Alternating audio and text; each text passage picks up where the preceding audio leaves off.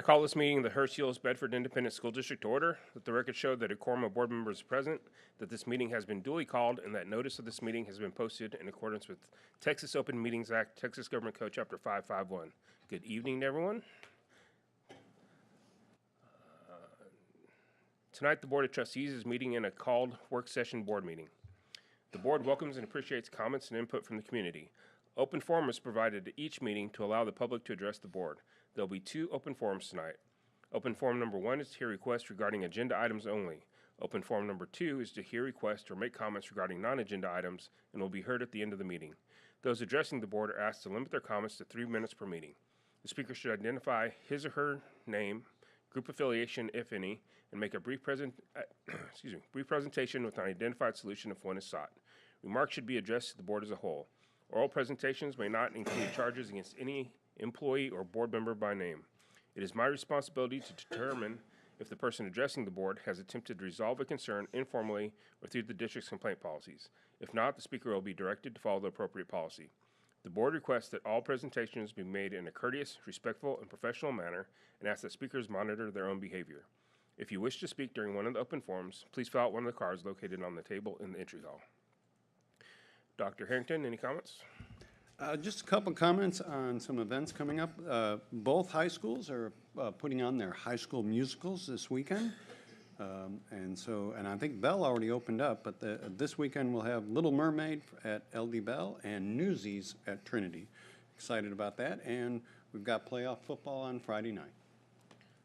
All right, thank you. Any clarifications? None at this time. All right, then at this time we're going to give out some awards from Representative Van Dyne's Congressional Youth Advisory Council. Dr. Gilbert.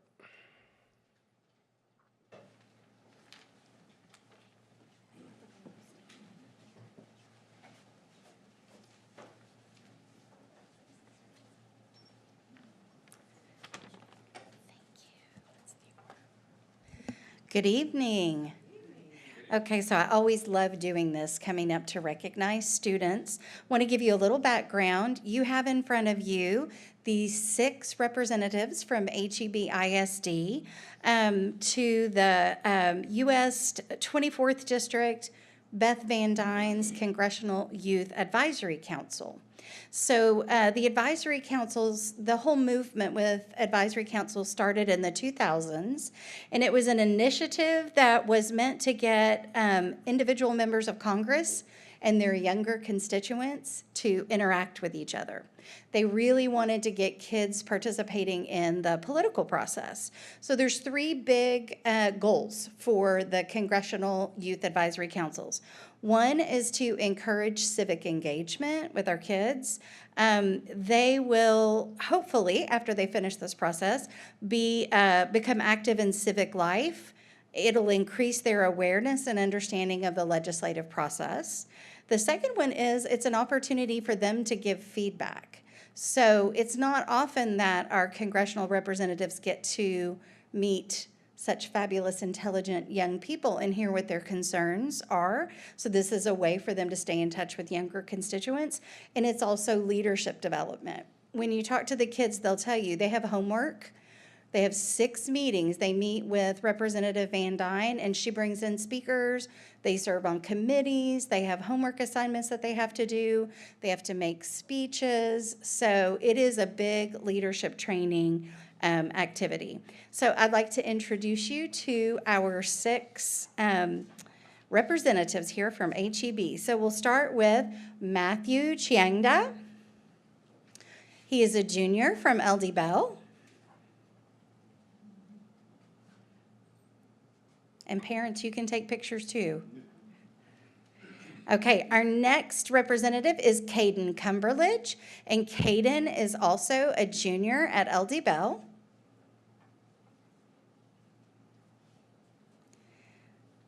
Next up, we have Zoe Herring, who is a junior at LD Bell.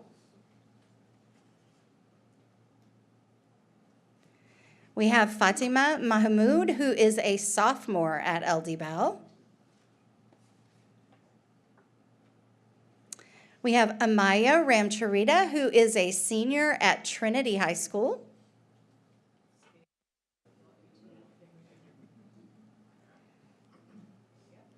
And then we have Madeline Witt, who is a junior at LD Bell.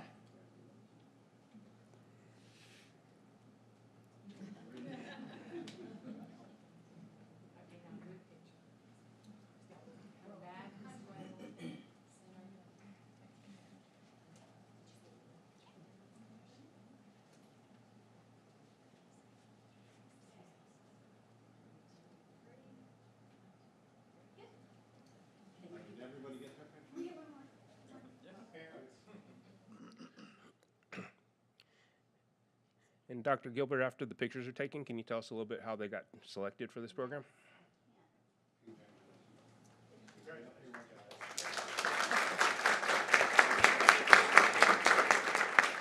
So I know I talked to Amaya, and her brother did this program when he was in high school. So she knew about it already. But I think for the rest of our friends up here, we announced that this was something that they could do. And then they had to go through a pretty competitive process. There was a very long application that they had to fill out. They had to write essays, get letters of recommendation. And not everybody who applied was accepted. So it was very impressive. So have you already been participating, or is this just the beginning of it? Two meetings. So turn around, we have some questions. Some of us are a little bit of legislative junkies, so we just want to understand a little bit about what you've experienced so far and what struck you that you didn't expect.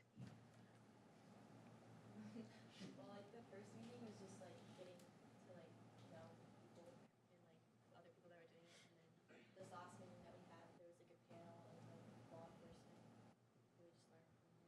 Okay, very good. Will you have, this will last an entire year, so will you get an opportunity to actually go to Austin to sit in the House and the chambers to actually see us things? Well, Van Dyne is, Ben is, yes, federal. right. She's national, but Well, very good. Has she asked you your, has she given you the opportunity to ask questions and, very good. She's actually very good at, getting feedback and asking questions. Don't be shy. Tell her the things that are on your mind. That's why you're there.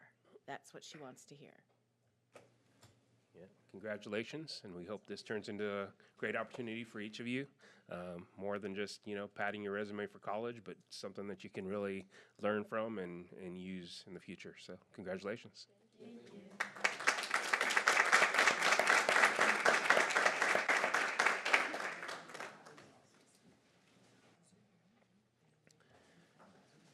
All right, we're ready for open forum number 1. No cards. All right, so this time the board will adjourn into closed session pursuant to Open Meetings Act, Texas Government Code, Chapter 551. The board will adjourn into closed session pursuant to Sections 551.071, 551.072, 551.074, and 551.076.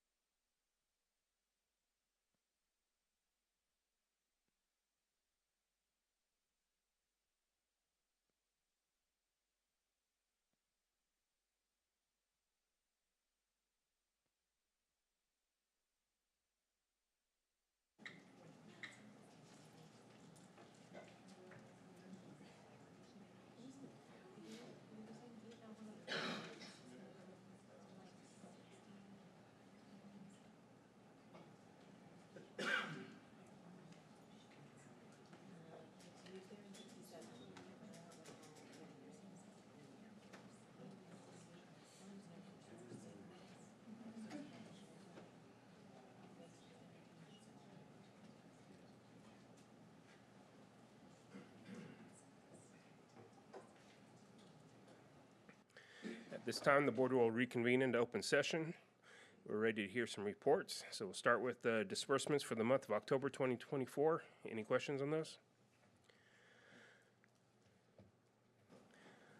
All right, 7.02, the 2023-2024 district separation retention data. Ms. Tuttle.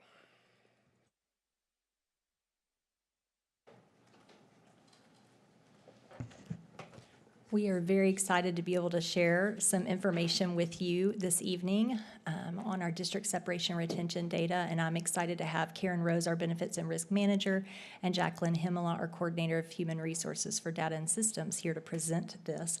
But I'm going to start by letting you know the data sources that this information you're going to hear about this evening has been pulled from. And I'm going to introduce you to, I have the privilege of getting to be the first one to share some data from our new dashboard of our new strategic plan. And so this will just frame the information you're going to hear a little bit later, but we have four different goals, four different indicators under Goal 1.1 about the percentages of employee retention. And so this first one indicates that in the next 5 years, we will reach 90% retention of teachers. And you'll notice that where it says target, that is the annual target that has been set as Dr. Johnson has been working with Lauren, Alan, and others to kind of space those out, much like your all's processes that you use for your goals. And so you see here that we are currently at 86.8% from last year's data, 23-24, and our target for this year was 87.5, and so we are approaching that target. Next, we have our non-teaching professionals, and this includes our professional support, our technology support, and our administrators. And our target for this year is actually 90%. The goal is 90%, but because of where we have been, the target for this year was set at 90, and we are at 91.1%. So we have met and exceeded that target. For our paraprofessionals, our goal is 80% employee retention. And our target for this year, based on the previous 3-year running average, is an 80% target, and we are at 79.5%, so we've met that target.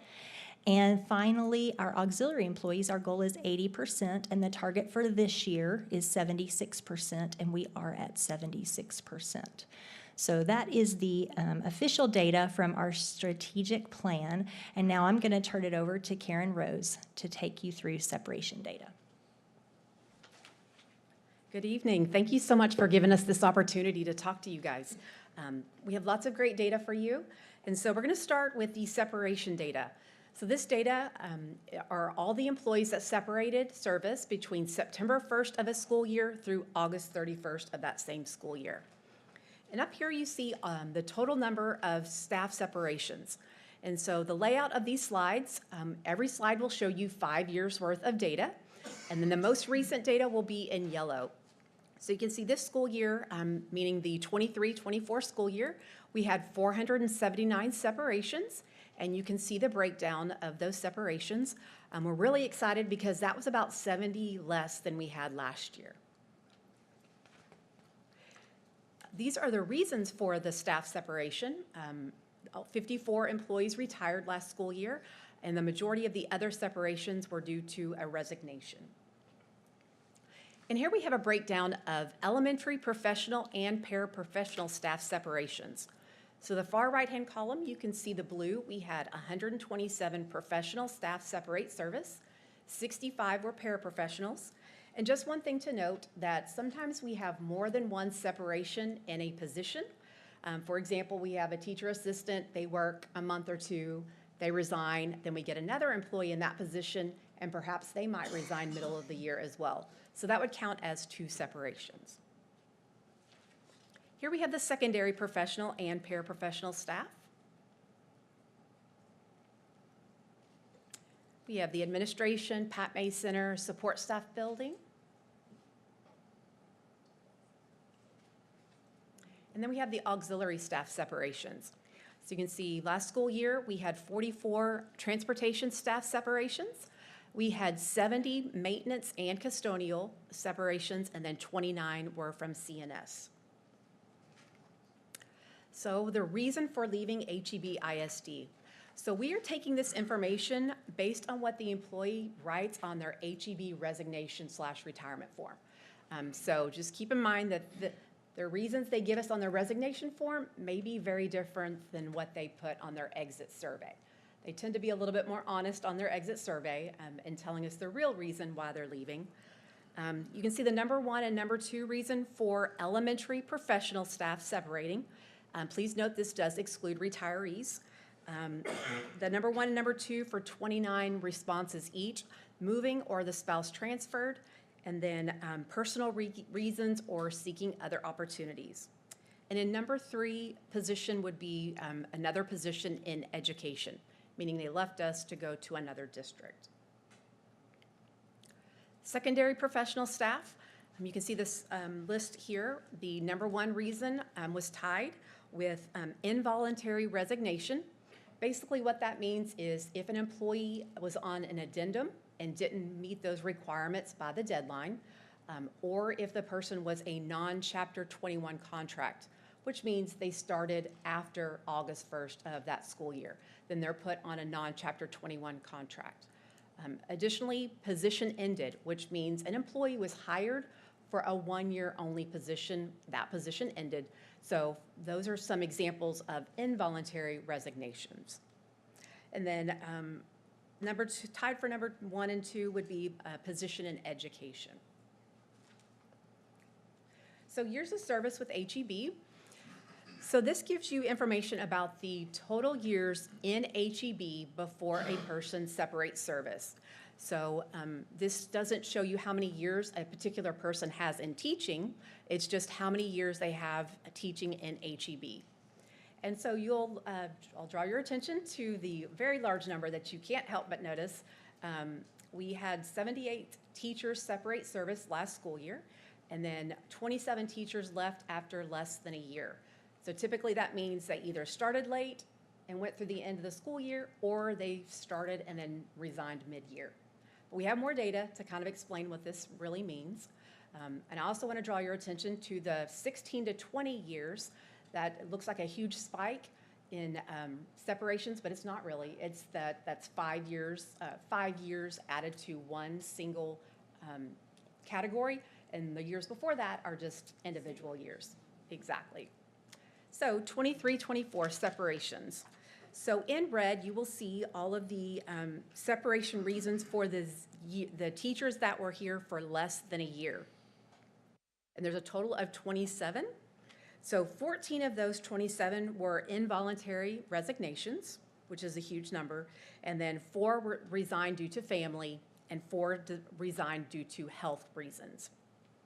The peach color contains all the information about those 78 one-year teachers. So the number 1 reason, 18 said position in education. Number 2, 17 left because they were either moving or they found a location closer to their home. And then 11 were personal or looking for another job. And then to round that up, 10 left due to an involuntary separation.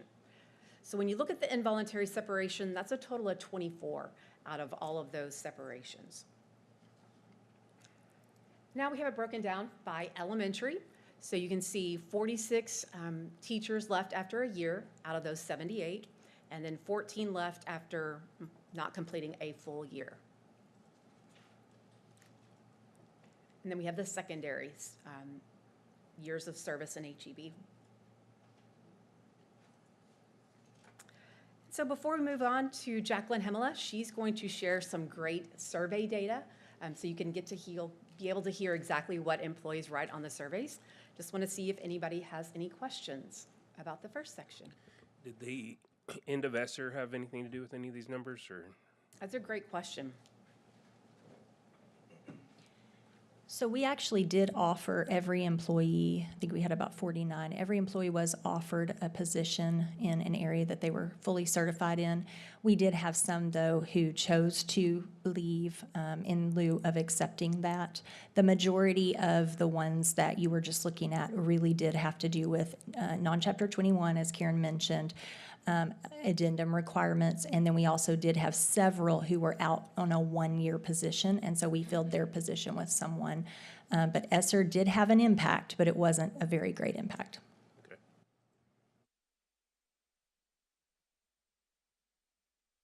I'll turn it over to Jacqueline. Good evening, and thank you for having us again tonight to share this data.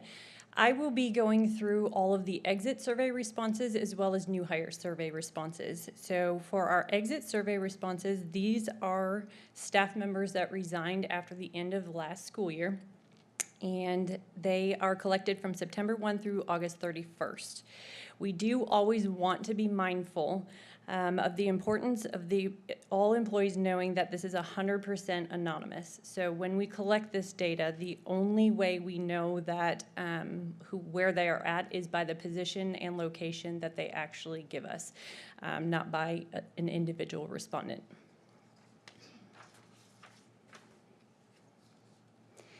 So our response rate to the exit survey, we sent out 466, 269 completed, so we had about the same as last year of 58% response rate. The position of the respondents for the exit survey is about a quarter for elementary teachers, about 20% for secondary teachers and paraprofessionals, also at 20%, and then the rest from there. The positions of auxiliary staff, we had about 10% in transportation respond, 5 or 6% for CNS and custodial. So as Karen mentioned, we do have the formal resignation form, and that's what she went through for separation data. This is the primary reason that they anonymously got to give as to why they left HEB. First one was health at 14%, 13% for retirement, and career advancement at 11%.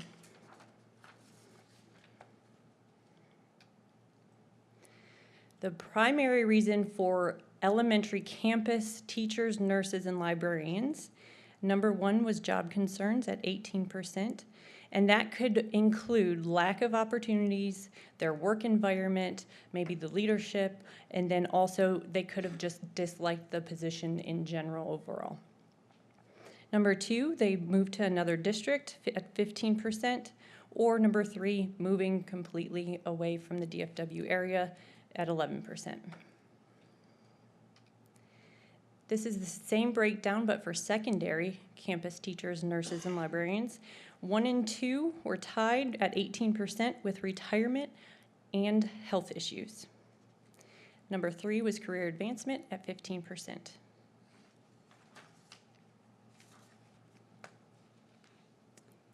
The primary reason for our paraprofessionals, which include secretaries, teaching assistants, CTAs, CHTs, was 22% for moving, 18% health reasons, and then 13% career advancement.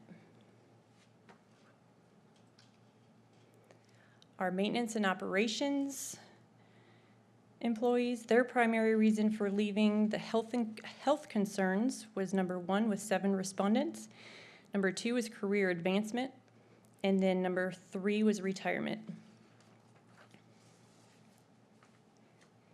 Then we have primary reason of CNS employees leaving, both with retiring and moving with 4 respondents each was the highest.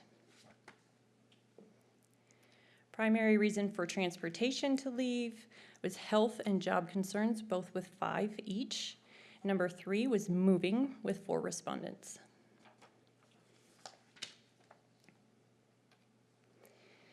All staff that completed the exit survey were asked what were the factors that led to your decision to leave HEB.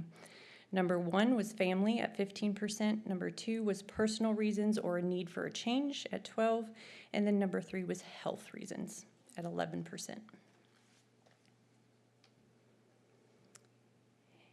So then we asked those that were leaving, which district would they be going to if they were leaving to go to a position in education? Number 1 was Birdville at 12 respondents.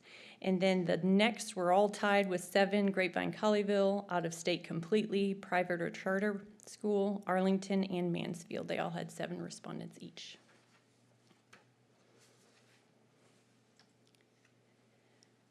All staff were asked if they are leaving for HEB ISD for another district, why? Number 1 was job concerns, which included all of those items that I've listed that I mentioned before. At 19%, lack of support was 15%, and then principal, supervisor, or leadership could have been 12%. Would you recommend HEB ISD to friends and family as a place to work? 81% of the respondents said yes.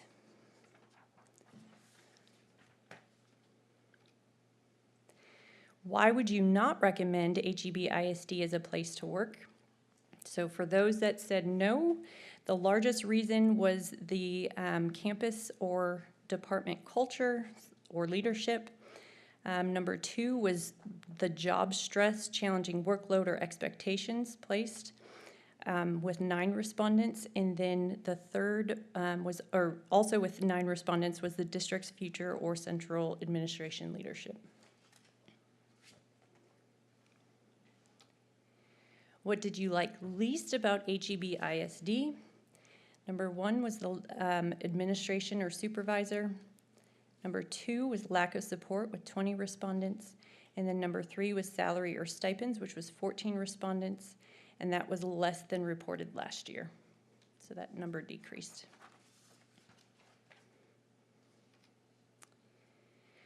So we asked them, what could the district have done to retain you? The first one was a higher salary at 18 respondents. Number 2 was awarding a job transfer, an interview, or another opportunity. And then number 3 was the climate or culture with 10 respondents.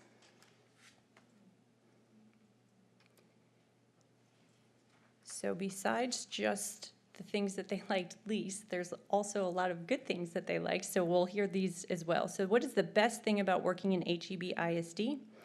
Number 1 was staff and coworkers with 57 respondents, which is overwhelming and wonderful. Number 2, felt like a family at 33 respondents. And number 3 was the support that they received and the opportunities given with 29 respondents. This data on the slide definitely brings some balance to the last few slides that we've heard. And we had 90 staff members that felt like it really felt like a family and that they loved the coworkers that they were with, which is pretty awesome.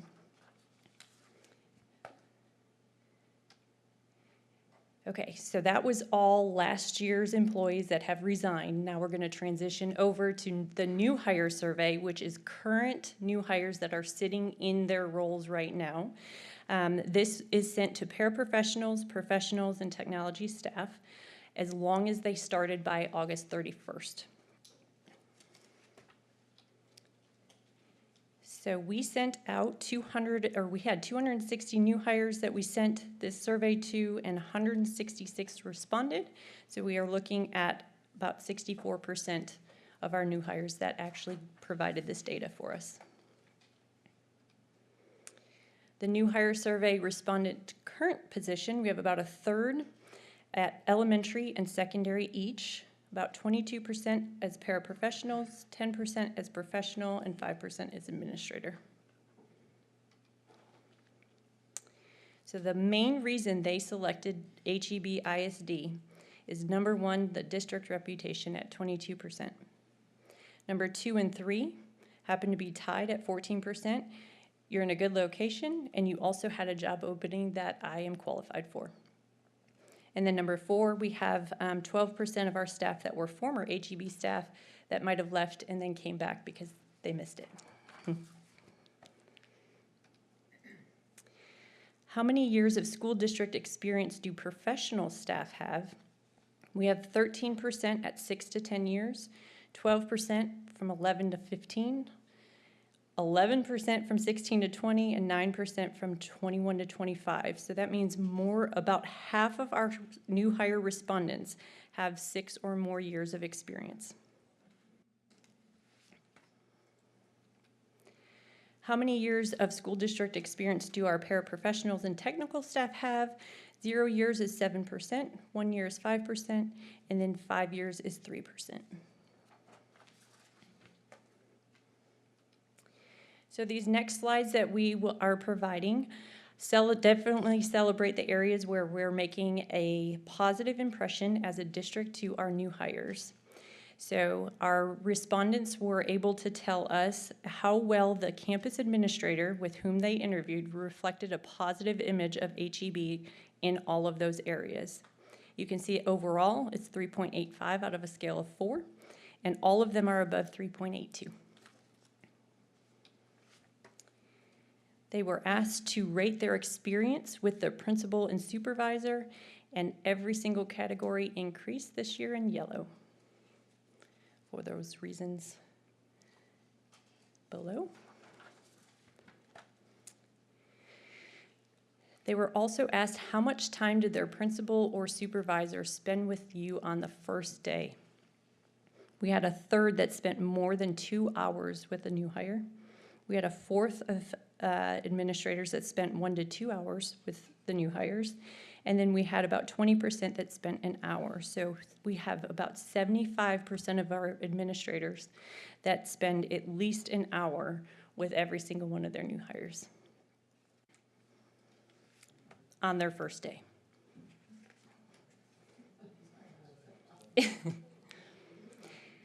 Their first interactions with human resources all have increased in yellow. And then the experience that they had for the document verification process and technology pickup during their new hire meeting that they schedule all increased as well. This slide only does have 4 years of data, if you noticed, because it was a new question back in 2021. This is a great example of the collaboration that we have with our technology department. We were able to schedule the new hire meetings where they get everything done with all things HR with I-9 verifications, and also pick up their technology all in one appointment.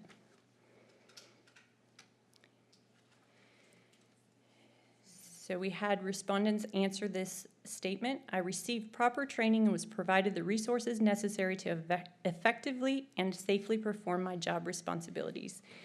We had 3.42, which is the highest it's been in 5 years.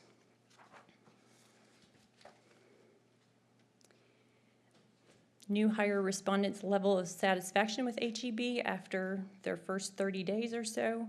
98% were satisfied or very satisfied, which is the highest it's been in 5 years as well.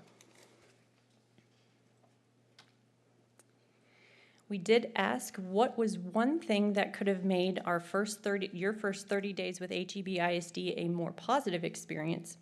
Number 1 was more time or support by principal, coworkers, or possible mentors at 19%.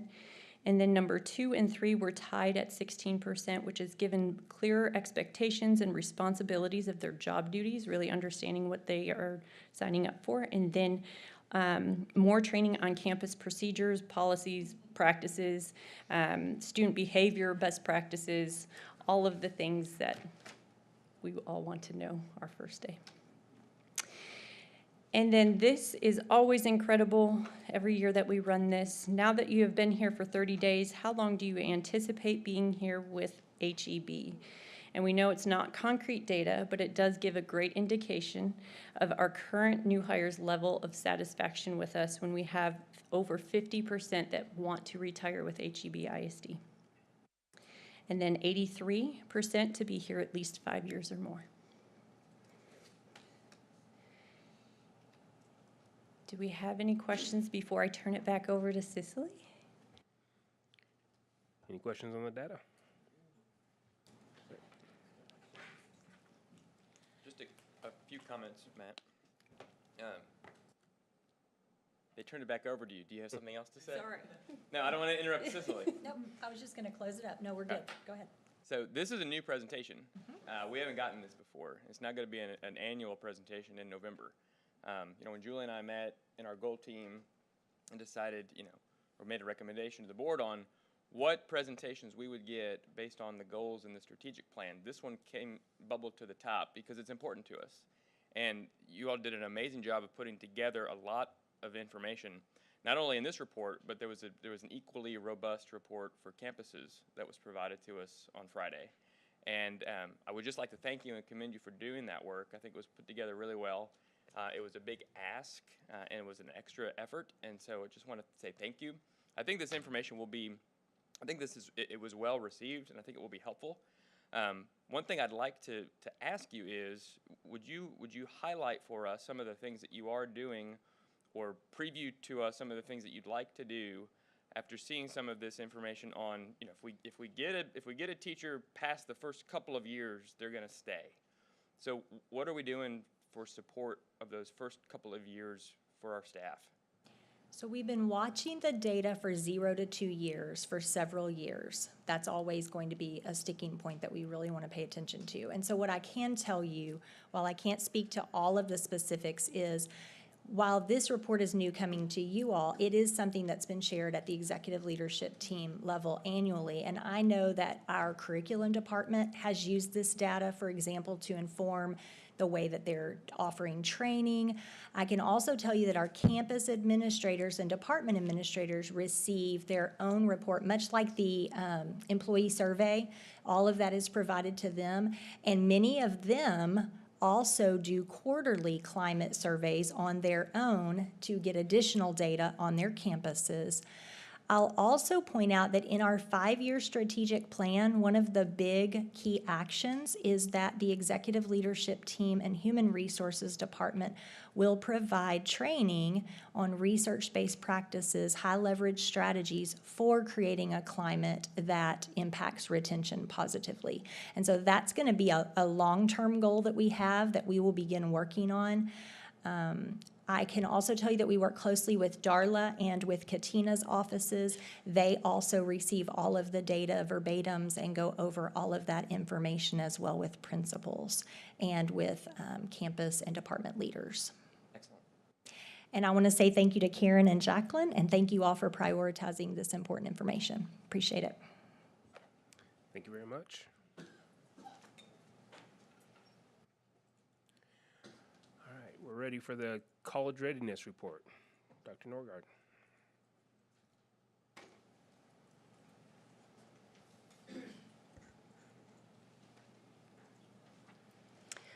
And good evening. I'm going to see if my voice holds out. I've got 3 for you, so we'll see how long my voice lasts. But the first of which is Liz and I are bringing to you a college readiness report.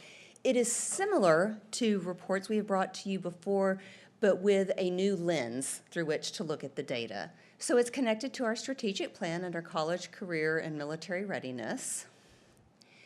The new lens, we frequently brought you SAT and ACT data, and Liz will still be presenting all of that to you, but we're going to add the lens of looking at what does that tell us in terms of TSI. You've probably heard those initials, but I want to just take a few moments as we start into this report to explain what that really means for our students and why it's so important that we help our students achieve this important milestone. So the Texas Success Initiative is state mandated, it's related to public colleges, and it's what will indicate to the college that a student is ready for college level coursework, specifically in the areas of ELA and math. So there is an assessment, aptly named the TSIA. You may have also heard the term AccuPlacer over different years. This has been around a while. And based on their score, students that don't reach the thresholds, they haven't achieved the appropriate score, they're not ready for college level coursework in those 2 particular areas. They're going to have to take developmental courses. And the reason this is so critical that we help our students achieve this milestone is that developmental, or sometimes they call co-requisite, you have to take it at the same time you're taking that college level. They're paying tuition for that course, and they get 0 college credit for it. So our students shouldn't be leaving us needing to pay for tuition that's not going to move them forward. So what is it about this TSIA test? It was updated in January of 2021, so you'll see the term TSIA2 throughout this report. It has a multiple choice section for ELA, it has an essay, and a multiple choice section for math. Depending on how they score, because it is a computer test and computer adaptive, if they don't reach certain thresholds within the test, it may move them into additional diagnostic tests. Not all students move into those additional diagnostics tests.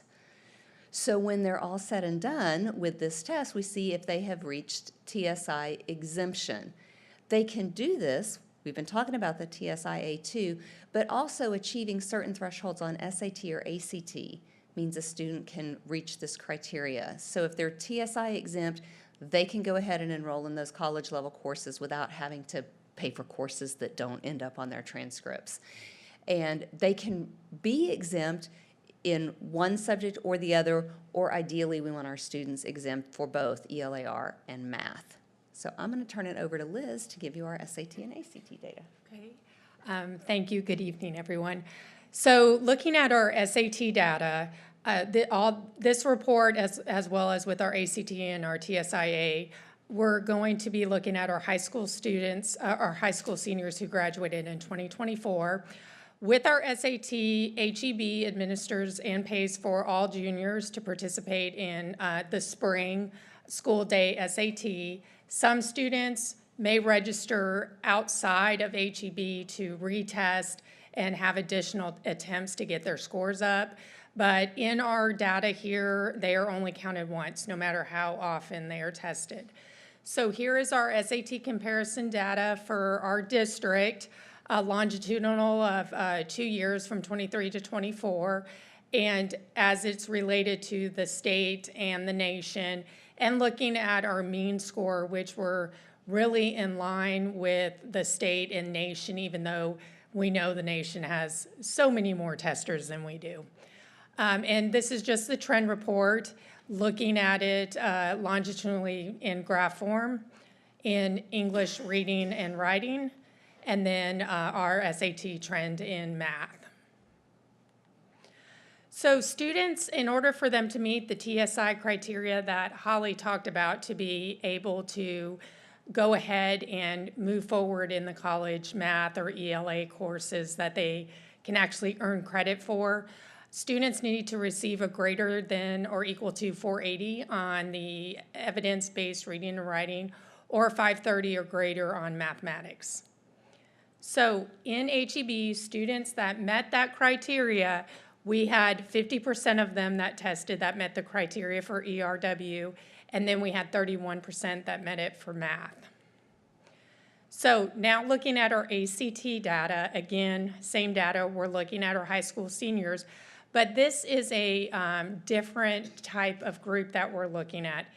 We are only looking at our ACT data in regard to our students that took biology prior to high school, and that would be at Central Junior High. And so we have roughly about 60 or so students that participate in biology at Central prior to 9th grade. Well, they are considered accelerated testers, so they are required federally to take a high-stake test, either SAT or ACT. Well, ACT is the only one that has a science component, so they have to take the ACT. And so again, students can register for ACT on their own, but our data that we're looking at is that specific small group. So when we look at the data, you will see that we are in line with the state in our mean scores in all 4 of the components: reading, English, math, and science. And again, you can see some where we're in line with the nation, but we have a different subgroup that we're looking at. So our ACT trend in English, these are our mean scores, consistent across from 2023 to 2024 with where we are, HEB, state, and nation. And then our reading trend. And then our math trend, and then our science trend. Of course, you see that increase because those are our accelerated testers that were our biology students in 8th grade. And for students meeting the ACT, they've had a policy change. So this is recent. So for students to get that TSI exempt on ACT, they have to have a greater or equal to 40 on combined English and reading. So they'll combine those two scores. Or on math, they need to have a 22 greater or equal to. So these are our students meeting TSI criteria. Yes, we're looking at 5%, but again, we need to go back and look at it's a small group of students. So that is why that number looks so small. So reviewing our TSI A2 data, we do not have a district-wide administration of the TSI A2. Students who have not achieved that TSI exempt either through the ACT school day or the SAT school day, they are identified at each of the high schools to determine their next steps in taking that TSI A2 administration. So this is our TSI A2 mean score.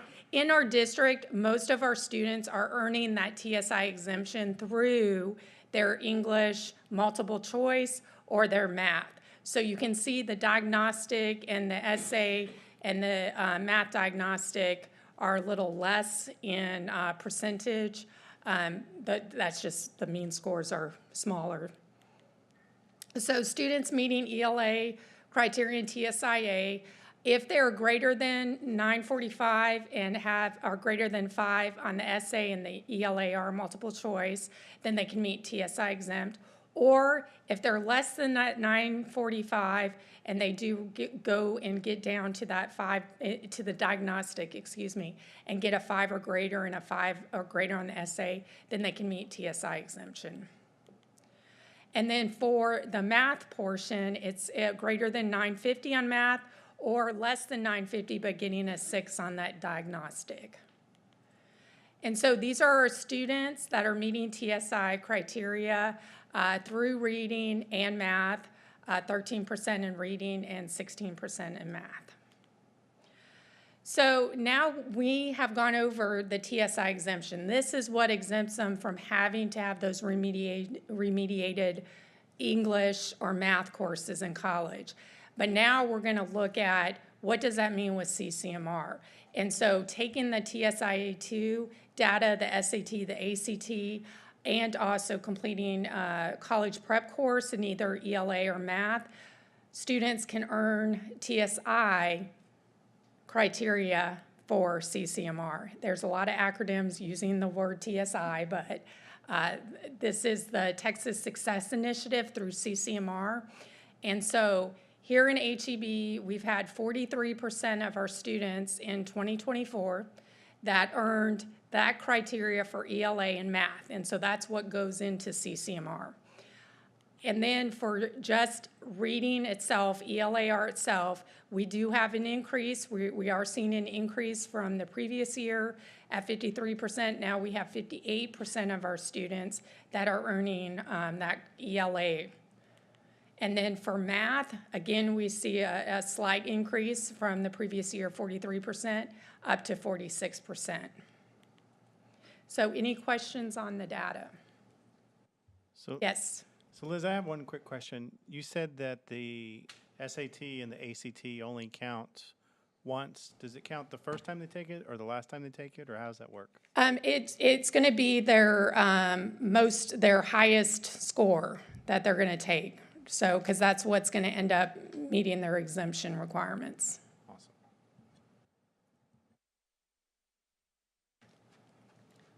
Okay, oh, you had another question? Did we do something, has the district implemented something curriculum-wise that would lead you to see the increase that you see here in the TSI?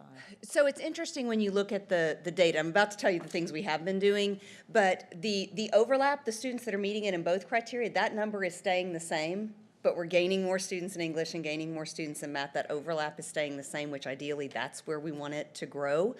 But you'll see slightly different plans when we're talking about the ELA side and the math side. I mentioned The TSI exemption is such an important piece to securing future options for our students. But in each of these areas, before we can even secure the option of college readiness, we also need to secure graduation for these students. So there's different paths leading to that, and when we look at different assessments students are taking, like what is the difference between the Algebra 1 EOC and the style in which it is tested versus the Math TSI or the SAT Math, and then looking at English 1 or even English 2, which is continuing into our high schools when students are starting to take the SAT. We have slightly different approaches in what we're doing in the instruction, so we are studying that, trying to see what have we done that's worked, that seems to be moving the dial. It will probably not be the same plan in English and in Math because there are just different needs in their progression of skills that they need to be able to show. So in ELA in particular, the secondary ELA department has really been focusing on student preparation for SAT for a few years, really helping the teachers understand, because the test has changed since teachers last took it themselves. So helping them really understand what's on that test, what are our students being asked to do. Then in addition, our curriculum writing team has integrated both some SAT and some TSIA2 formatted, content-aligned items into the curriculum. Hey, you're already studying this. Let's maybe assess it this way. And then as well, a collaboration we are starting to see at both high schools that based on who has or hasn't met their TSI exemption, looking at trying to schedule students into specific sections, knowing this group of students still needs to reach that benchmark, can we put them together in a section where we can really direct and support them? So our coordinators have been meeting with the teachers of those specific cohorts of students so that we can really talk about what they need that may look different than another English 4 class. On the math side, the secondary math department has recently trained teachers on the use of items from the College Board SAT question bank. So I mentioned you'll see differences between English and math. One of this is really trying to empower the teachers to go and find those questions themselves because it will vary. ELA, as they continue to test, it's a lot more of this, and math is a lot more of this. You know, it's those same skills in ELA, but the text through which I'm interpreting author's craft and purpose or main idea, the text is more complicated, but the elements I'm looking for are the same. Versus math, surface area of a square pyramid and roots of an equation, not the same at all. They need to know little bits like this. So we really want the teachers involved in going in and looking at that bank. We had great responses from that training. They were very excited to really align that.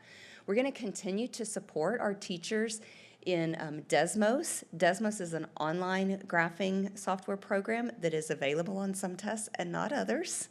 You know, we have it on Algebra 1, we have graphing calculators on Algebra 1, but what's available on TSI is actually for many of those, they need those non-calculator skills. They don't get the same kind of calculator on TSI. So once we've moved past Algebra 1, we start a different kind of prep and really helping. This is an upcoming training, is really supporting our teachers beyond Algebra 1 and how do you continue to balance calculator and non-calculator approaches. Our students need to know how to use calculators. They walk around with a calculator in their hand all the time. We do it as adults, but we've got to have that balance of the approaches. And then the last thing really as a bigger approach on both areas is we're collaborating with counselors, principals, with Liz was the Assessment and Accountability Department to talk about, so we haven't had a district-wide assessment of TSIA2. Would that be appropriate? Where should it be administered? Where are students most likely to have the best success? Where does it best align to the materials? So we're having ongoing conversations about that. Questions?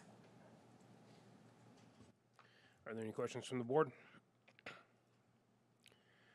So in terms of goals, I'm not sure if this is part of the strategic plan right now or not, but do we have defined goals in terms of the numbers that we're trying to reach with each of these categories? Do you want to address that? Sorry. So if you remember when I last presented you the table of CCMR and you could see each way that students are met, and then how we track that over time to see how those numbers are trending.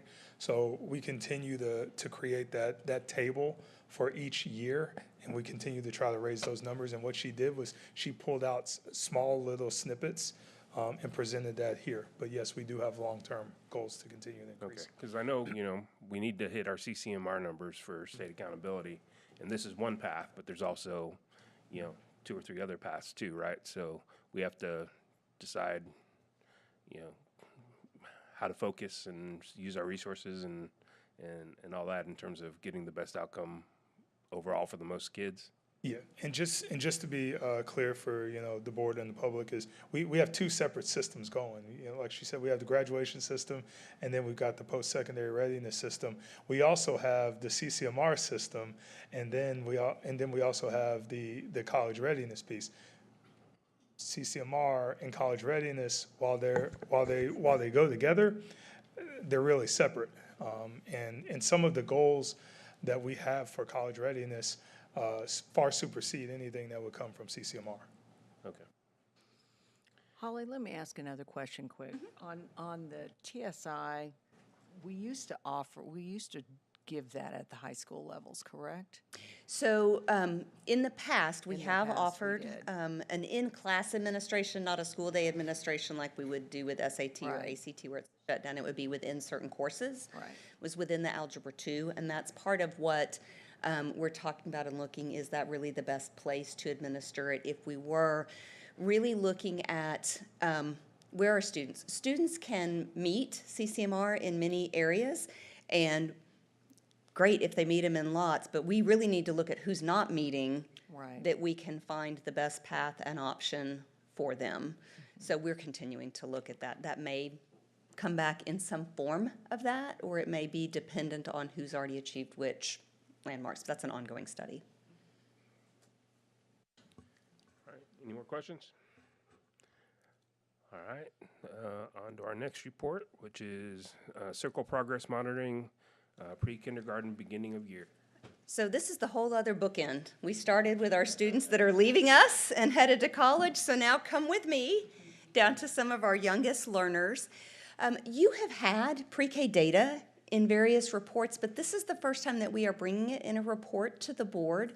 So I actually wanted to take a little bit of time to share with you, how do we test 4-year-olds? What does that even look like? How do we know what they're achieving at this point in time and whether they're on track? So Circle Progress Monitoring is going to be related to our strategic plan in early literacy and numeracy, especially with our pre-K students. This is required by the state. It is a requirement for 4-year-old pre-kindergartners to be tested 3 times a year in these 5 specific areas, 3 of them related to literacy, and then math and health and wellness. And the commissioner gives us a list of what we can choose to use for that assessment. So we have selected Circle Progress Monitoring. Just like I mentioned, you might have heard Accuplacer. These tests sometimes go by different names. You may have heard CLI, Children's Learning Institute, is the publisher of this assessment. So we submit through the early childhood data system the beginning and end of year data. The middle of the year data is helping us and our teachers continue to monitor their students. So what do these reports look like? We're going to have percents, and these percents actually matter based on the student's age. Because if you think about how young these students are, they are not very far removed from where we used to count their age in months, right? So a student that turns 4 a couple of weeks before pre-K starts and one that turns 5 shortly after are probably not going to be at the same level. So in their benchmarking system, the age of the student is taken into account, and it reports it in terms of on track. So a student at this age at this time of year performing here is on track to meet the end of the year standard. There are 2 areas of this test that are what we call observation assessments. So over time, I'm watching how my students are writing.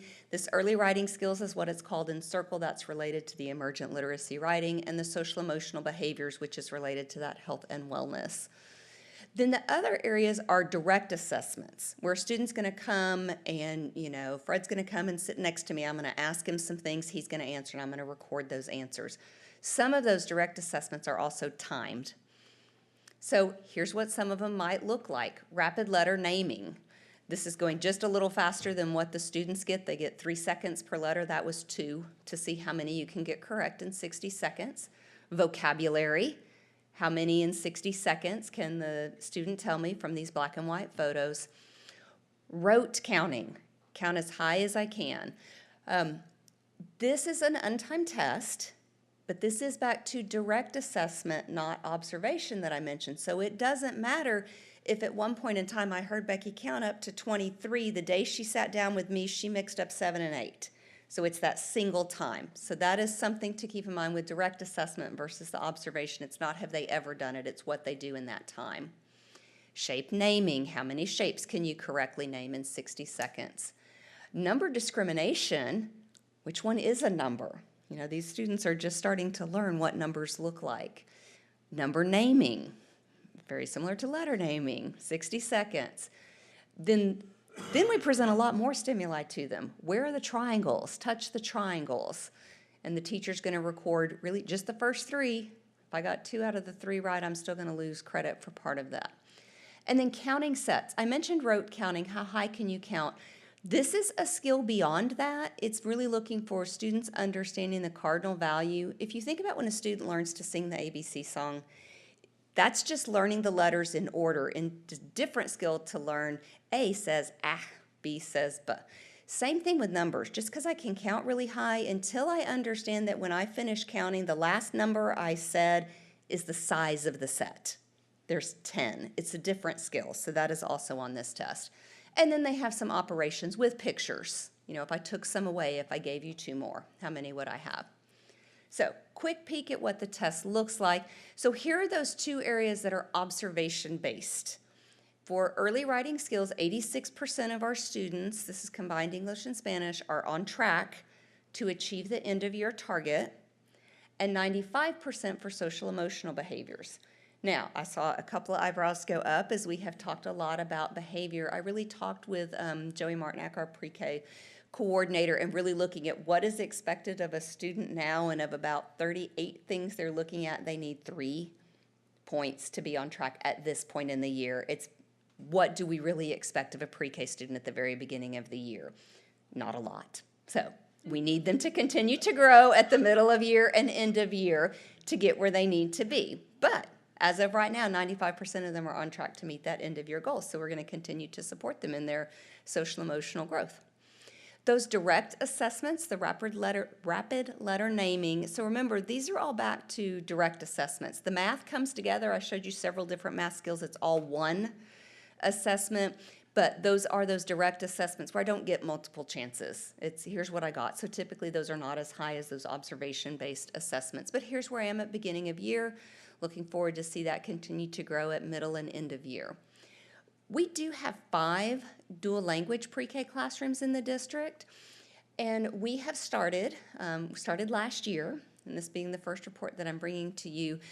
We have those students take just one piece of the test, the vocabulary test, in both Spanish and English, because part of in our shift from bilingual to dual language is we're not trying to reduce Spanish to add English. We're trying to maintain Spanish and add English. So we want to look across this year. So not surprising, our students right now have a much greater rate of succeeding in rapid vocabulary in Spanish. We actually want to see both of these numbers go up. It's not that I want to see the numbers come together. I want to see them both go up. But that Spanish number for rapid vocabulary was higher than the overall rapid vocabulary. So our students in dual language are doing very well. We just want to see them continue to grow in English. Questions? Dr. Norgard, in regards to the dual language, is that taking into account that maybe the home language isn't Spanish? I mean, do we have kids? So we would only be testing our dual language, our specifically Spanish at home speakers. Used to be our bilingual program. Got it. We absolutely have a lot of EB students. They're all testing in English. We don't have their home language to test. Thank you. That's a great question. Any additional questions? All right, let's look at report number 3, early literacy beginning of year. Okay, so we're going to move from pre-K up to K1 and 2. This will still be related to our early literacy, but this time we're specifically looking at our goal related to kinder, first, and second grade end-of-year targets for early literacy. So similar to the pre-K, this is data we submit to the state under early reading indicators through PEAMS. It's a requirement. Similar to the pre-K, we have certain tests we're allowed to use. So DIBELS is the one you hear frequently. I just have a reminder there because lots of people can say DIBELS but don't remember what it means. Or Lectura would be the Spanish version. You may also hear Amplify, that is the publisher of those tests. And then we, in addition to, the state only requires that phonics fluency piece. We have been testing in comprehension for many years as well. We, a few years ago, moved from TRC, text reading comprehension, to BAS is the system in English and SEL in Spanish. So when we look at our kindergartners, now this is year-to-year data, so different groups of kindergartners. So we see a little up, a little down, really neither being significant. Those are expected fluctuations when we're talking about different groups of kids. So there's their phonics and fluency. We do see higher on phonics. Spanish is a more phonetic language. They have historically scored much better in phonics and fluency. Then when we move to comprehension, slight increase, holding even. Kindergartners, it's the beginning of the year, so I don't have anything to compare them to yet. When I bring middle of the year, we can at least show how they've grown from BOY to MOY. So that's what we have to look at for kindergarten. When I move to grade 1, I see that slight within expected difference, talking about different groups of students on the English side in DIBELS, but that is a significant drop on the Spanish side. Now, it's a significant drop based on a different group of students, but when I look at their own performance, the yellow line is the Spanish. That was a significant drop over their own kindergarten performance. So we're going to talk about this a little more at the end. The drop over their own performance wasn't quite as significant as the drop, but it is still something that we need to take into account. Sometimes they fall behind, a grade moves behind a previous grade that just had some really outstanding scores, but this is a concern both based on last year's first graders and their own kindergarten performance, because we usually do not see in phonics and fluency for that yellow line to dip below the green. On comprehension, same thing, that minimal uptick on the English side, but a very large drop on the comprehension side in Spanish, including over their own previous performance. So first grade, we've got our eyes on. I'm going to talk to you about that in just a minute, but let's look at second grade first. Okay, second grade, we do see some lower movement in the scores. These are not significant drops, especially when you look at what we just saw in the others, again, comparing different groups of students, so there's going to be some fluctuation. When I look at the students based on their own performance, those are fairly stable trend lines, slight fluctuation from year to year. You kind of see that summer slide when you move from the end of one year to the next. So on the comprehension side, we do see a larger drop on second grade Spanish as well, not nearly as large as we saw in first grade. And this would be the trend data, their own kindergarten first and now second grade data. That drop at kinder comprehension we've talked about before in the middle of the year for kindergarten because they move from beginning of the year. This is a book. This page is the title to by the middle of the year I'm reading a level C book. So we're transitioning from late exit bilingual. I talked about our dual language in pre-K. We are now up to dual language in pre-K, kinder, and grade 1. So just like we do a portion of the test, we did that rapid vocabulary in pre-K, we're looking just at that DIBELS and Lectura performance for our kinder and grade 1 students that are in our dual language classes. So we can see, again, we would expect as they begin that their Spanish performance is higher, and we want to see that English come up as we move across the year. But when we look at grade 1, actually that Spanish has come down, and that is one of our goals of dual language. Let's keep their Spanish. Let's keep the language they came in with. Let's add English to it. So this is as we continue to push and train teachers in really understanding the difference between bilingual education and dual language. How do we really bring those pieces together? It's not I speak less in Spanish and more in English. It's really how I bridge between the two. So that's an ongoing training piece. So minimal fluctuations on the English side, really fairly consistent, but the Spanish, particularly in that first grade group, we're worried about them. Since our monolingual students were fairly consistent, You see, I use the word continue. We're going to continue with the things that we've been doing with our progress monitoring and our boost because that has worked. We're going to maintain that progress for them. This allows us to target instruction based on their needs because it's a lesson within the same system that they test. But for our dual language students, we're going to be providing additional teacher support as our bilingual ESL dual language coordinators and facilitators have gone out. They're seeing the teachers really need some help, and how do I structure this time? We've had some staffing changes in first grade as well, so this may be new for them. So how do we make sure not only have we taught the teachers, we had that great data from HR about, training that people have received. Well, in some roles, it's some very specific training. So let's make sure they all have what they need.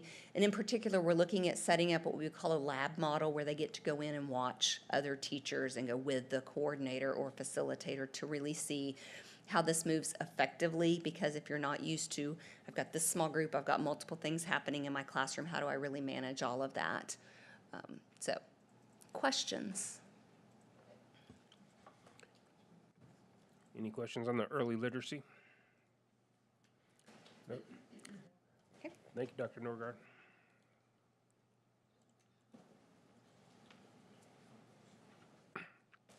All right, we're ready to review monthly regular board meeting agenda items. 8.01, financial statements for the month of August 2024. Mr. Williams. Good evening, Board. What you've got before you are the August 31st financial statements, which, as you know, is also the end of our fiscal year. So these numbers will line up nicely with what the auditors will bring to you in January. So we'll go through that real quick. So what you've got in the general fund is a fund balance of hit the button too quick. Fund balance of $178,303,284. This represents revenues over expenditures in the amount of $7,108,292. We were able to recapture about 3.5% of our budgeted expenditures for last year through conservative, just watching what we're doing.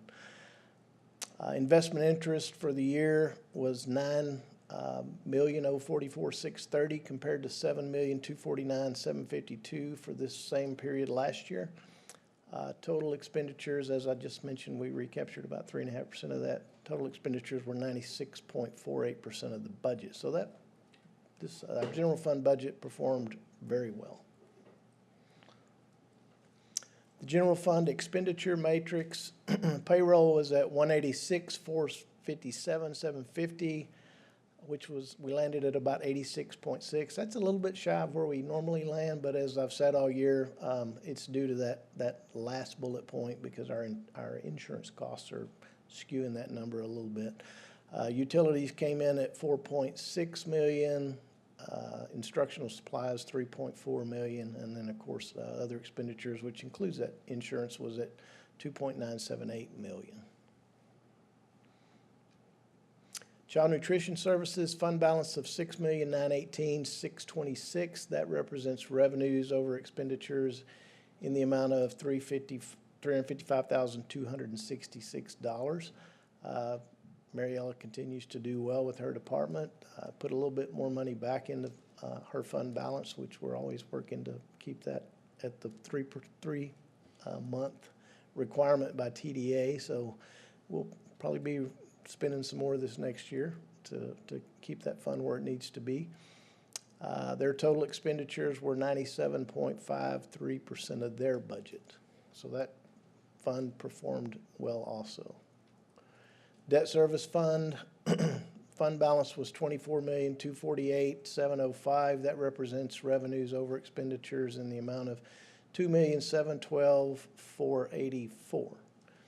Of course, debt service payment of $6,728,000 was made back in February, and our final debt service payment for the year in the amount of $35,598,49 was made in August, for a total of $46,318,855 for the year.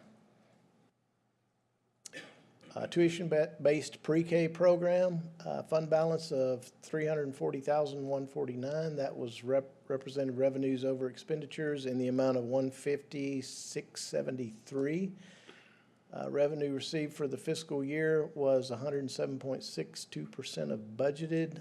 Total expenditures for the year were at 94.16% of budget. So that fund also performed very well. Special revenue funds, which as you know are all our different revenue, state and federal revenue funds lumped together. Those funds at the end of the our fiscal year were at 71.34% of budget, because those actually end in a different fiscal year than our fiscal year. So those will actually roll forward for the next year. But all those funds are performing as they are expected to. Campus activity funds, fund balance of $3,362,428. That represents revenues over expenditures in the amount of $31,145.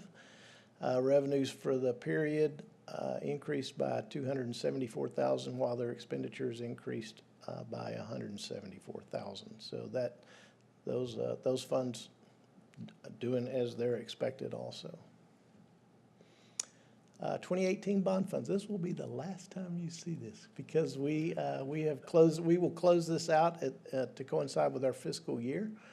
And we've moved what little bit of money was left in there. We've moved it over to our locally defined capital improvement fund, where Lindsay can finish spending the rest of what she has left in there out of that fund. So bye-bye 2018 series. The Series 2024 bond fund has a fund balance of $573,657,298. That's revenues over expenditures in the amount of $575,079,001. Of course, you know, we issued those bonds back in February, realized those funds at the end of March. To date, or as of the end of our fiscal year, we had made $13,890,609 in interest earnings since March. So the locally defined capital projects funds, that has a fund balance of $28,229,292. That's expenditures over revenues in the amount of $19,113,463. Of course, this fund doesn't grow except for interest earnings unless the board we decide to move some more money into this fund. So as you know, we're using those for various projects that we've discussed with the board and the board has approved. Any new projects we want to look at moving forward, we will certainly bring those to the board for consideration. And I believe that is it, unless you have some questions. All right, any questions on the financial statements? All right, let's look at budget transfers and amendment request.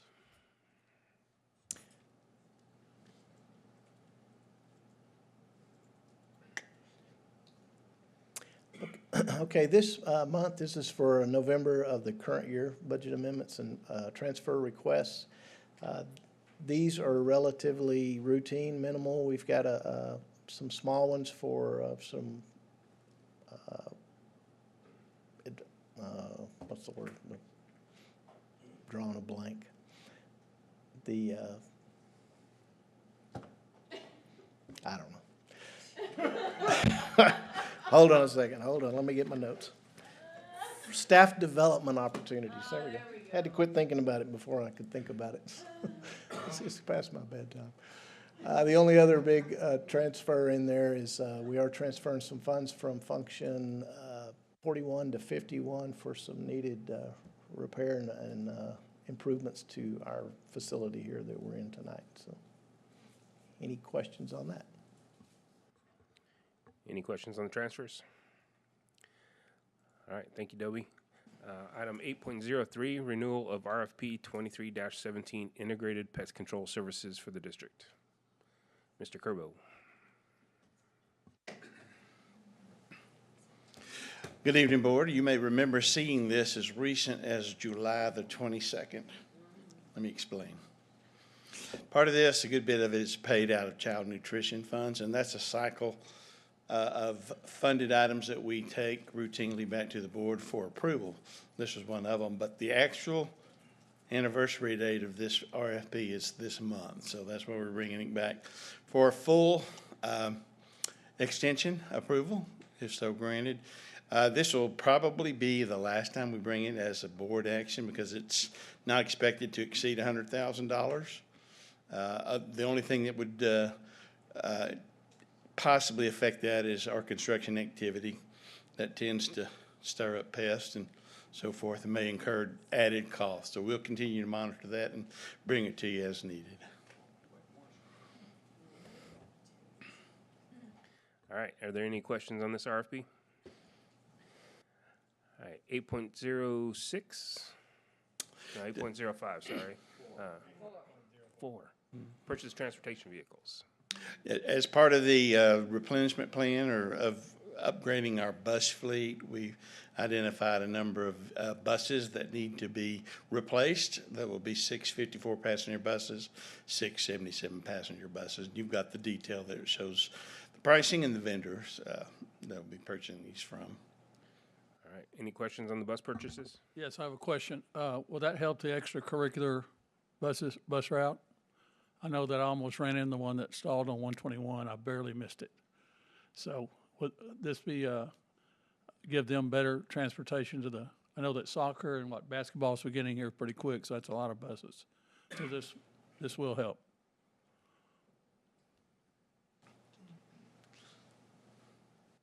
Yes, sir. Absolutely. What was wrong with that bus, by the way, since you're up there? That specific bus, I couldn't tell you, but I know that was the mosquito killer, so. Yeah. Yeah. Okay. But yes, these vehicles being replaced will absolutely be involved in those. Okay, I feel better. Yes, sir. Thank you. Thank you. They put out a lot of smoke. a lot of carbon When the dioxide. buses smoke. Just a little industry trade joke. Sorry.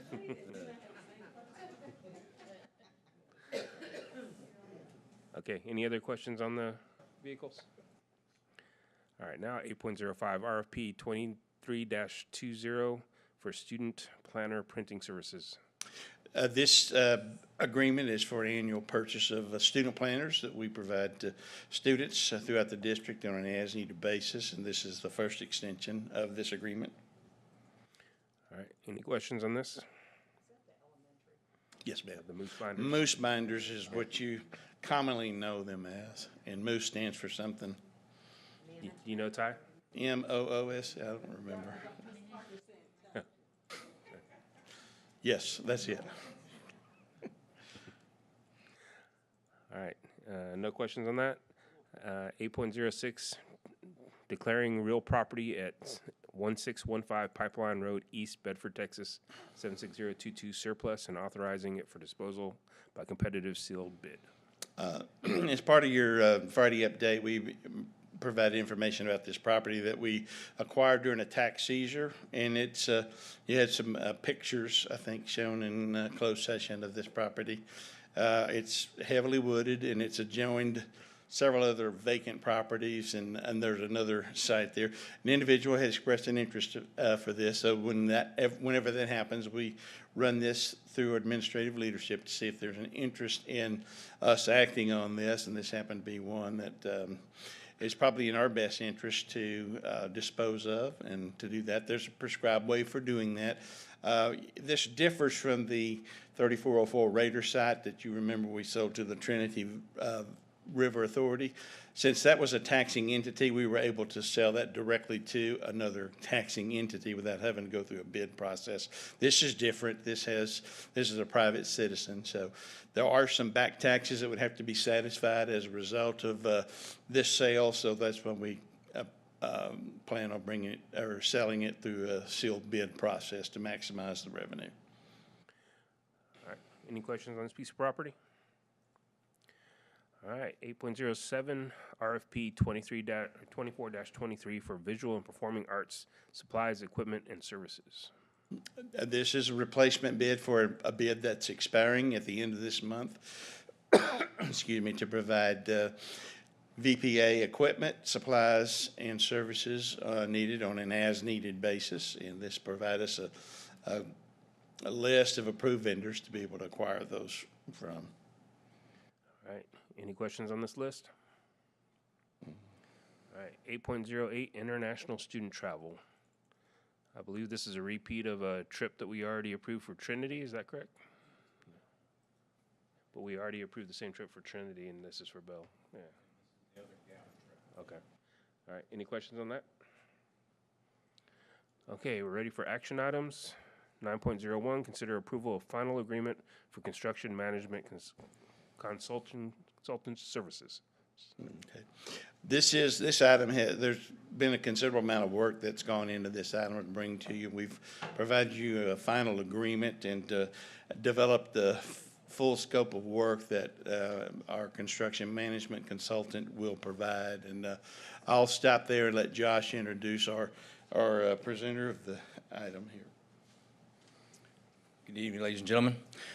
In my best Texas accent, I'm going to introduce to you Pierre Arshad. Also, we do have two other members here from HPM. We have Vince Chapman and Anna Sullivan, but Pierre's going to be the one who's going to give you a brief presentation over the report that we provided. If you remember right, this was a deliverable from their initial agreement for them to work for us, and this is something, so the findings that they came up with. Good evening. Thank you for allowing us to speak to you tonight. As just mentioned, about a couple of months ago, we were given the task to kind of take a look at your bond program and do a preliminary review. So tonight, I just wanted to share those findings and recommendations. So we've looked at a few different items, part of the bond. We looked at the first, staffing, as probably the most relevant item. So we're going to start with this and then move on to document control and the processes that you have in place. Then looked at budget, schedule, and finally RFPs, contract, documents, and amendments. So starting with the staffing, here is what, based on our experience and expertise and the project that we've managed in the past, kind of the size of a team that would handle a project of that magnitude. So currently, as you can see, you have about 3 of those roles, of the 14 roles of those on-site people that have been currently filled. So that's where we see one of the biggest gap and the biggest risk to the project. So why a team that big? Just looking at, you have 6 large-scale construction projects. So that's full construction. There is also one kind of renovation conversion project. So what that's going to total to about over 800 change requests, probably on the low end of the estimation, more than 500 per application, and 7 weekly OAC meetings. So if we look just at those numbers based on the amount of documents and meetings that are going to be required, just having those 3 people, we see that as again, just a risk to manage efficiently this program. You have hired, CMAR to handle those projects. Now, the one difference I would point out is they are hired, to perform a certain scope of services. There is a lot more outside of that scope that needs to be handled to make sure, again, everything is processed efficiently. Next thing we looked at is the document control and the processes that were in place. What we found lacking was a kind of central document management system, whether there's different tools that can be used for this, but one repository where all the information is stored can be easily accessible without having to, ask 3 or 4 different people for information. So that's something that probably needs to be addressed very quickly. The next one will be approval processes. We haven't found a standard approval process, whether to bring something to the board or for pay application review, change review. This probably needs to be, again, set and agreed upon by everybody, and everybody's aware of the timelines, and so we don't have any issue getting things approved. Standard documents, again, for the efficiencies there, we want to try to standardize the documents as much as possible, so there is no question, no misunderstanding on how to fill it and what information might be required. Having document control also help with history tracking and audit trails. If we have a question 2 years from now about why this get approved, who approved it, when did it get approved, we can go back, it's settled, there is tracking on the timeline, there's signatures on it, so that's also something that's very useful a few years from now. We'll also help with reporting. Again, the community, the board will most likely want, frequent updates, and so having those documents all set up in the same place will help with this reporting.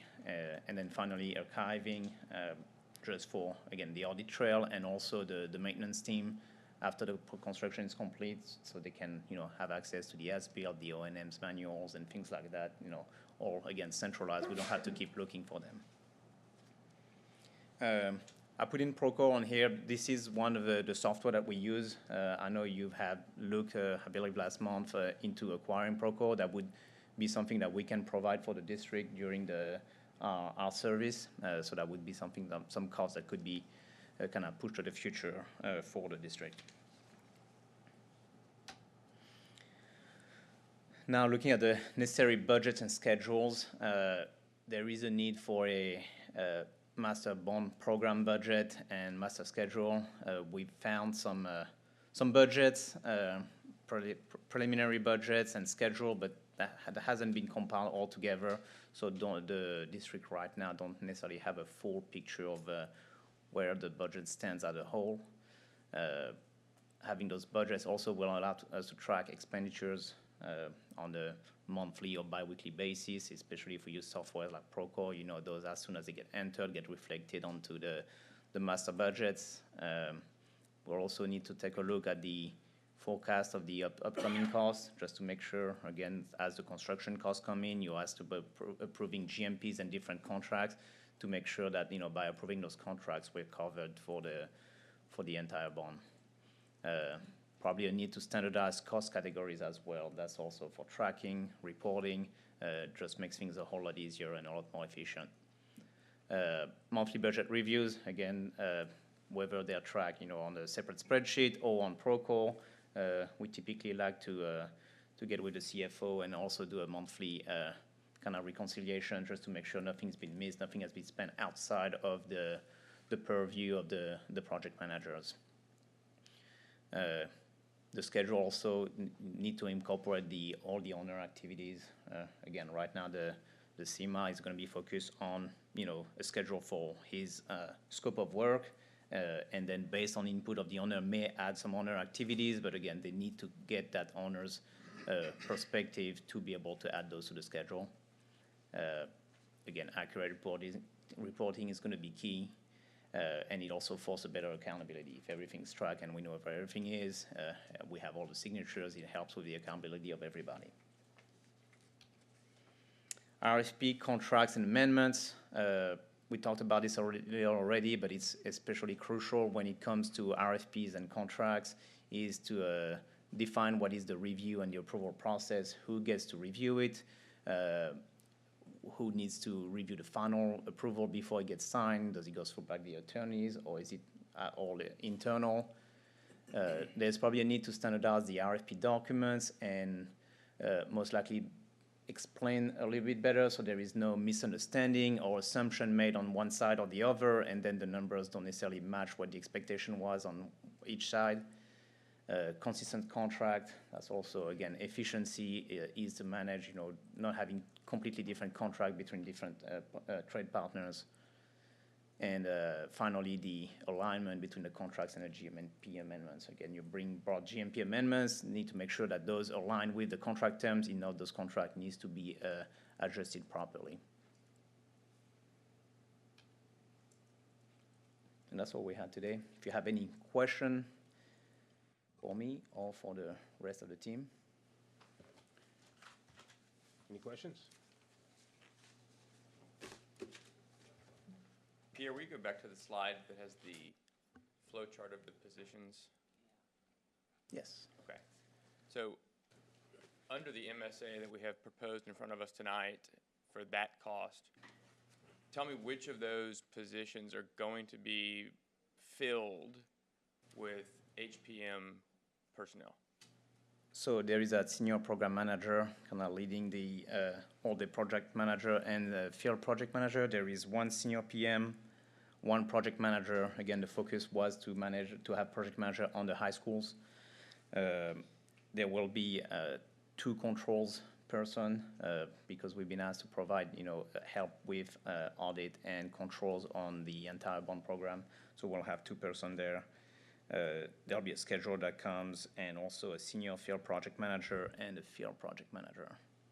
If you have any question on those roles, I'll be happy to answer as well. Okay, so just so I'm clear, the roles that I think you didn't mention, which are not being filled, are the senior project manager number 2, the field project manager number 2, the assistant project manager number 1, and the project manager number 2?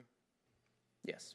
Yeah, 'cause this chart was based off of 4 elementaries and 2 high schools, right? Yes, that was like to manage kind of the entire bond program, what we would recommend. So what you're talking about is just the 2 high schools in terms of For our personnel. services, that's what we've been asked to provide as part of the staffing, yes. Okay. And can you, it was in your report, and without putting too fine a pin on it, can you walk the board through some of the cost savings that we are going to hope for or anticipate through the services that HPM is going to provide? Yeah, I mean, well, first there is Procore. We mentioned that, that would be something that doesn't get, the district doesn't have to buy separately. And then it's just, again, alignment between contracts and GMPs. I mean, when we talk about saving 0.5 or just 1% on close to $1 billion worth of work, those amounts add up really quickly. So it's sometimes can be a misunderstanding, an error. There's different assumptions that can be made. So as that gets solved, again, we're looking at 1% or 2% of some of the projects, and that's before the construction start. Some of the savings would come also as the change orders start coming through to be able to review those and increase efficiency in the approval. The more we wait to approve a change or a contract, we start seeing escalation come in, and so it's some of that cost avoidance as well. Has HPM looked at the 2 elementary schools GMPs that were about to be presented tonight? Yes, we did look at all the version. We received the one today for the one that's being presented tonight, yes.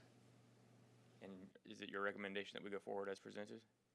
Yes, on this not to exceed amount, yes. There's probably some discussion that needs to happen to finalize the contract amount, but as a guaranteed maximum price, yeah. Okay. If I don't misspeak. Is there anything you can, from looking at it, when you did an overview of it, because I looked at the report that we had on a Friday update, is there anything particular that you saw that just glaringly, one thing that you could see that was already out there that was a problem as far as costing with the people, with the project that you saw? In terms of the pricing that we received? Yes. The biggest potential gap that we've seen could be either on the interpretation of the RFP and what is being proposed, or some of the insurance costs. Again, different assumptions were made compared to what the contract may be stating, so that's some of the items that need to be kind of discussed and negotiated with to come to, again, an agreement with the CMAR. All right, any more questions? All right, thank you, Pierre. Thank you. Did you have more for us, Josh? No, not at this time. We just appreciate your support and working through with this with us. All right, so there's an action item tied to this agenda item, and that is going forward with the approval of continuing the contract with HPM, so I will accept the motion. I move that the board approve the final agreement with HPM for construction management consultant services as presented. Second. I have a motion and a second for the board to approve the final agreement with HPM for construction management consultant services as presented. Please vote.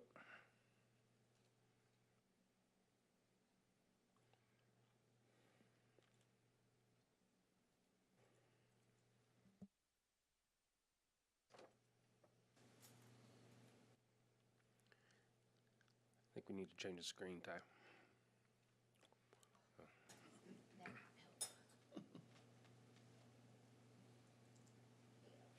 And that motion passes. All right, right, 9.02, consider approval of guaranteed maximum price for Hurst-Hills Elementary and Wilshire Elementary replacement campuses. Well, almost a year ago, a little over a year ago, we had a successful bond election, and here it is. We're bringing the first two projects to actually get underway under this bond, and that's as for the campuses, replacement campuses for Hurst-Hills Elementary and Wilshire Elementary. Have you seen the backup documentation? This is the guaranteed maximum price presented by Core Construction Services of Texas. I do want to recognize we have Jeff Jackson, who's the Director of Operations from Core Construction, with us in case there's any questions that you may have regarding the information too. So you see the makeup of the GMP is just the base cost of the work. That's added to that are the general conditions and the insurance, along with any contingency and allowances that are included, and that comprises the guaranteed maximum price. The schedules will proceed in January, early in January, with completion dates in September of 2026. All right. Any questions? I know the board has had a chance to review all these numbers and look at all the paperwork, so I'll accept the motion. I do have a question. Okay.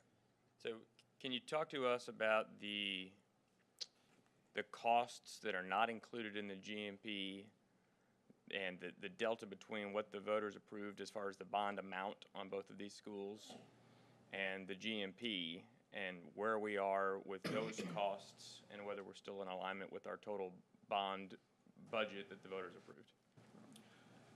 approved? Yes, so what we're approving tonight for the GMP would be essentially total construction costs.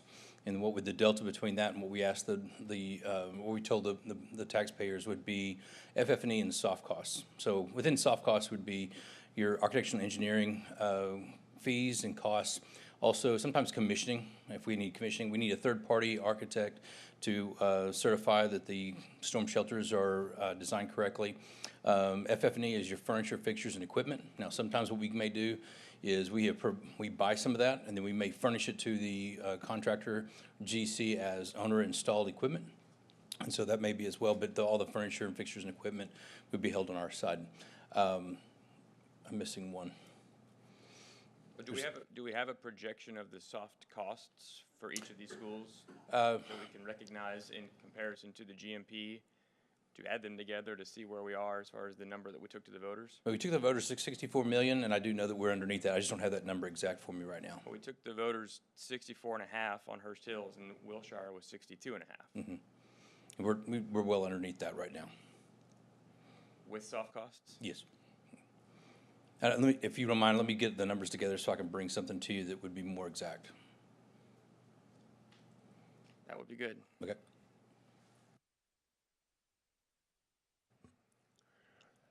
All right, any additional questions? And I'll accept the motion.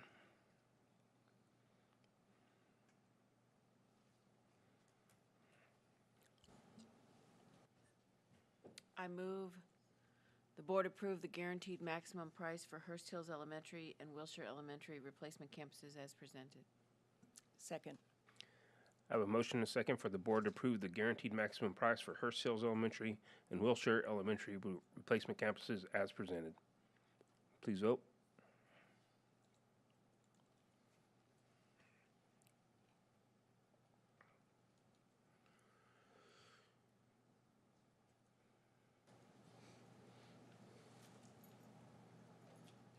And that motion passes. Thank you. All right. 9.03, consider approval of donations for November regular board meeting presentation of certificates of appreciation. I'll accept the motion. I move the board approve the November 2024 donations as presented. Second. I have a motion and a second for the board to approve the November 2024 donations as presented. Please vote.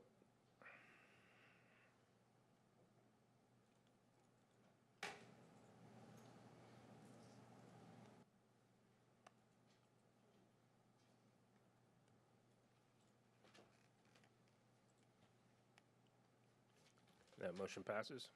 Ready for open forum number 2? No cards. All right, other business. Does any board member have any items they would like to request be placed on future board agendas? All right, review of the board activity chart.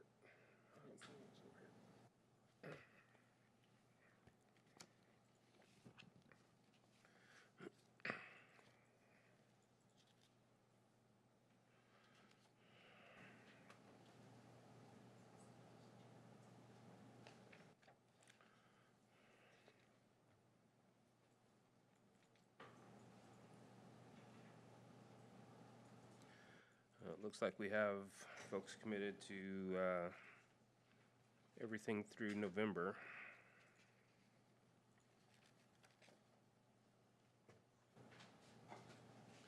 All right. And we do not need a second closed session, correct? Then I will accept the motion to adjourn. So moved. We're adjourned.